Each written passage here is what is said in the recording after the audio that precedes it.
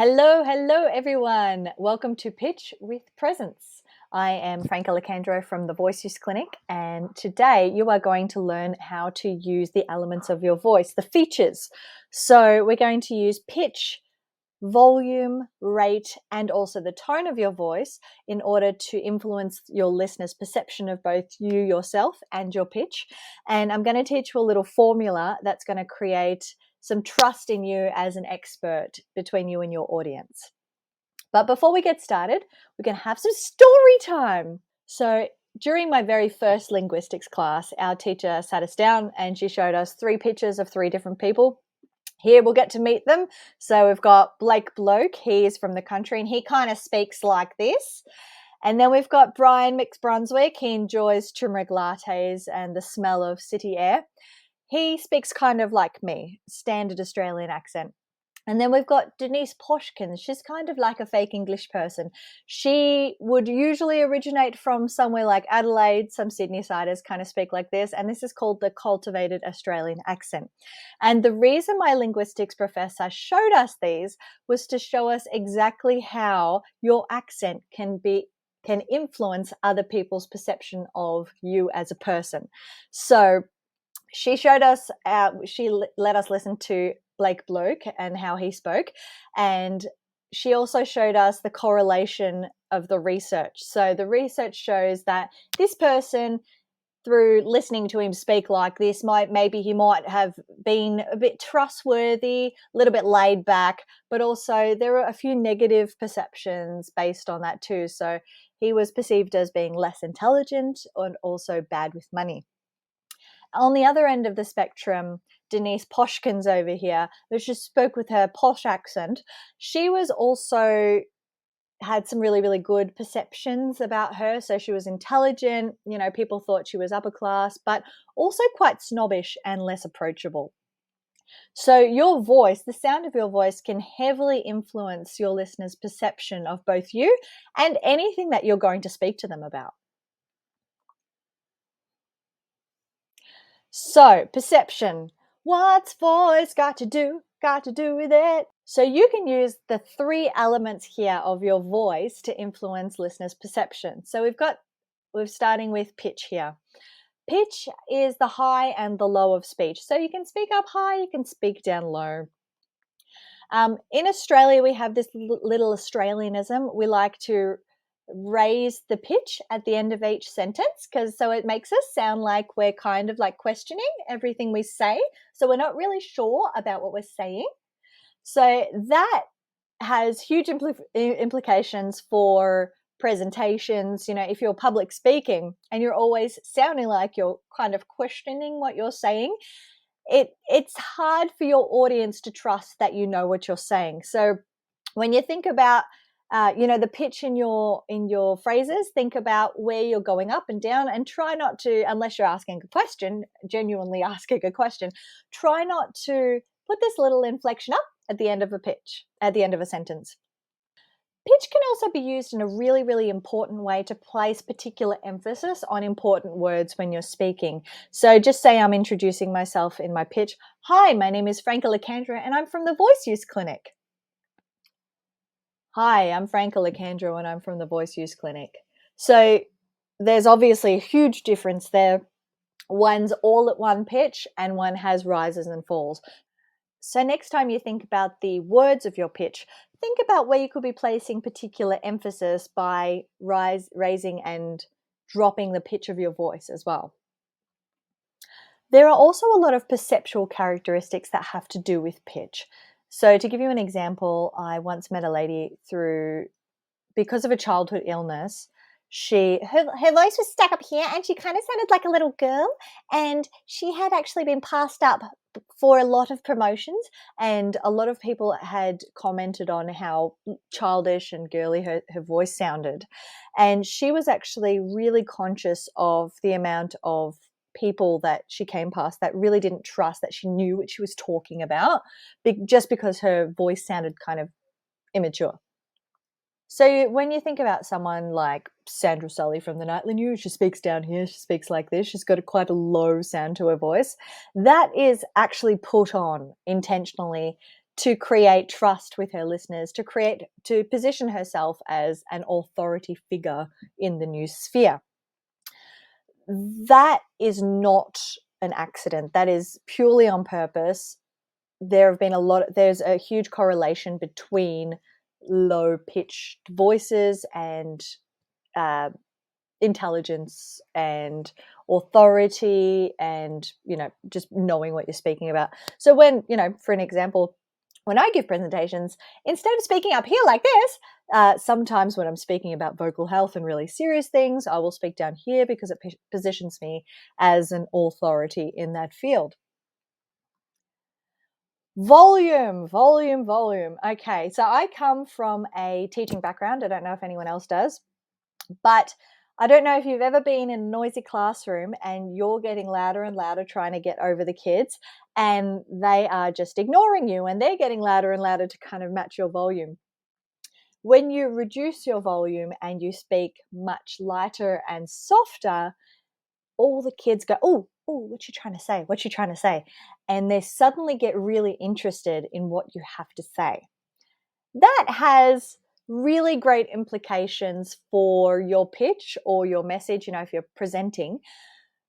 When you want to make a certain point, you can actually draw the audience in and they kind of strain to hear you. That makes them really, really interested in what you're going to have to say. In the same way, you can create emphasis on certain words by increasing the volume. Increasing and decreasing the volume have really, really good key indications for placing emphasis on certain words and, and also decreasing emphasis on certain words. So that's something to think about as well. So let's move on to the rate of your speech. So how fast or slow you're speaking not only can reduce or increase the amount of ums and ahs and stutters that you use, because when you're speaking really, really fast, your brain has trouble catching up to what your mouth is saying. So it needs a little bit of moment to catch up and you're going, or stuttering over your words. It also has a really, really great flow-on effect. So if you reduce the rate of your speech, your message becomes much clearer to the people that you're listening to. So you can decrease the rate of your speech to increase the articulation of what you're saying. That makes your speech more intelligible. See, I tried to speed up there and I tripped over it. It makes your speech more intelligible, and it can also create special emphasis on what you want to say. So, for example, if I'm trying to make a really important point and I'm going to say, coughing can really affect your vocal health. I'm going to repeat that. Coughing can really affect your vocal health. That way, my audience knows I'm really serious about that point and I want them to take that all in. Okay, now we've heard about pitch, volume, and rate. Let's move on to tone. Whereas pitch is the highs and lows of your speech, tone has more to do with the quality. So kind of the sound of your voice. So not so much highs and not so much lows, but the difference between me speaking like this and me speaking like this. So it's the tone quality or the timbre. If anyone's a musician, they'll know what that means. So before we talk about tone, I'm going to tell you a little bit of story, another story time. So my father is a truck driver and he came home from work one day and he had a lady come in to talk to all the truck drivers about OH&S. And he came home and he started going on and on about how this lady was squawking at us. And, if we wanted to hear that, we'd just listen to our wives at home and everything like that. And I had this little thing in my head and I'm like, is my dad a sexist? My dad can't be a sexist. He's raised two very strong feminists. He can't be sexist. Could he? And then it kind of dawned on me that if him or my mum doesn't yell, so he must have heard this from some of the other truckies. If their wives are yelling at them in this, shrill, high-pitched voice that this lady was giving her presentation in, her OH&S presentation in, it is very, very clear to see the line between them experiencing, getting in trouble at home and being yelled at, with this lady giving this presentation in the same tone of voice. So they're equating getting yelled at to with this lady. And unfortunately, instead of listening to what she had to say, was probably very important about OHS, they probably instantly switched off and just thought they were getting in trouble. And that had everything to do with the tone of her voice. So when you think about tone, what tone you're using for your voice, you've got to think about what's the mood of your message. Is it really hard? You're trying to get your point across, you're quite yelly and angry, or are you trying to be really empathetic? So you want to sound really kind and sweet. You really want to listen to the message that you're going to portray. Who are you trying to relate to? There's this vocal quality called vocal fry, and a lot of millennials use it. It's apparently called the millennial voice quality. It sounds kind of like this, it's that creaky tone. A lot of people use it when they're on Zoom. It's really low effort. There's not a lot of, I've been really tired, I can't really be bothered speaking. That's vocal fry. So vocal fry has been related with millennials, but it has these perceptual characteristics. There have been a lot of studies done.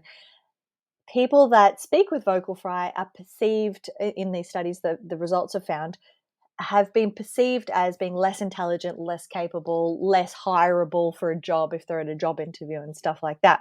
So, if you're trying to relate to a millennial, you might try put a bit of vocal fry in there, or you're trying to relate to new mums and you get really excited and use the beautiful sweet tone, or depending on who you're trying to relate to, you might want to use some of their characteristics of their vocal tone in your pitch. If you're trying to relate to truck drivers, you might try to speak like them. No. Moving on. So, and how do you want your audience to see you? How do you want your audience to perceive you? And how do you want your audience to perceive your message? If you're using a really, really harsh tone, they might be equating it with some bad experiences that they've had, with people that use the harsh tone. You've all heard that lady, you've been at a cafe, everybody's heard this lady that, she's 10 tables away, but you can still hear it because she's got a really loud voice and it's really quite harsh. So just think about who you're trying to relate to, what your message is trying to say, and what vocal tone you want to portray to give those sort of perceptual characteristics. Now, putting it all together, when you are giving your pitch and you're reading from your computer screen or you're reading from your slides, you're giving a presentation, the tone of your voice is the thing that will give you away. So no matter how good you are at public speaking, no matter how good you think you are, no matter how practiced you are, if you are reading from your slides or you're reading your pitch from your computer screen or, post-it notes or something like that, your voice will always give you away. I speak for a living. I give presentations on public speaking, and my partner often sits in on my presentations just for feedback to make them better. And he can always tell. I've got this one section in one of my vocal health lectures that I give where I can't memorize it for some reason. And every single time I get there, he can instantly tell that I'm reading. Every single time, same feedback, every presentation, you are reading that part. So your voice will already give you away. Now, when you're reading, hands up who can read. I'm assuming everybody can read. When you hear someone reading at you, when you're listening to a presentation, your brain goes, I can read. I can already do that. So the information they're giving me, I can obtain by reading it. Therefore, I don't have to listen to what they're saying.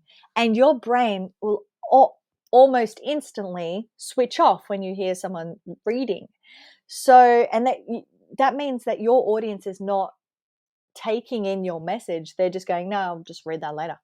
It's all subconscious, but that's exactly what's happening when you're reading off your slides. So really important note, your tone will give you away if you're reading. Do not read.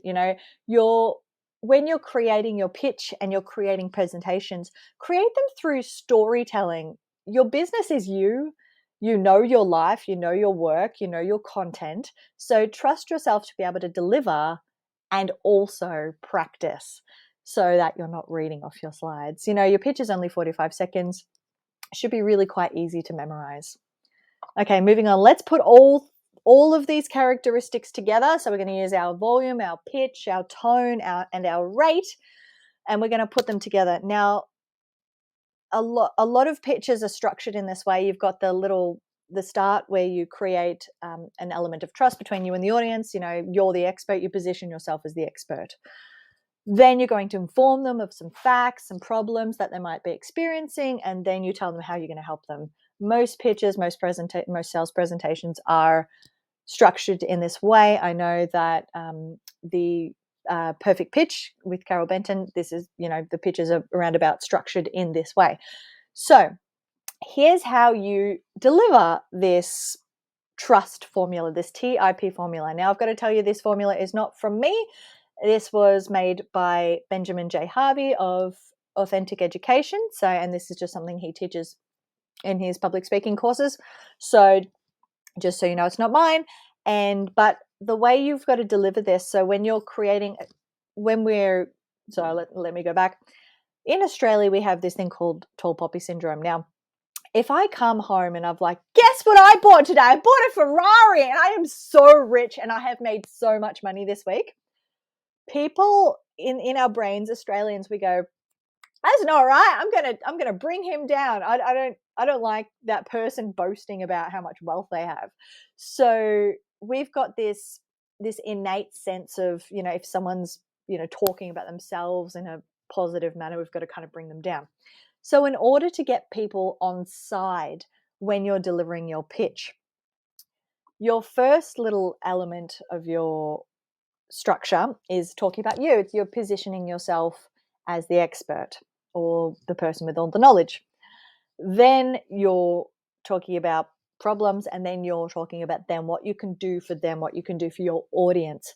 So when you deliver the first part, talking about yourself, you're going to do it in a low volume. You're going to speak in the lower part of your range at a reduced rate with a gentle tone, really quite soft and inwards. Then on the other end, when you're speaking to your audience or you're telling them what you're going to do for them, it's all about them. That's when you have to get loudest. You combine all these elements. You're really excited. You're really excited to help those people, to show them what you can do for them. Now, I've created a little, and obviously the middle part is medium on all aspects. So I've created a little example to show you what I mean by this. So the first part, when I'm talking about myself, soft. Last part, really excited, okay? So here goes. Hi, my name is Franca Locandro, and I've been a voice coach for over 14 years now. And during that time, I've had the pleasure of helping so many people use their voices in more effective and efficient ways in order to reach their desired audiences.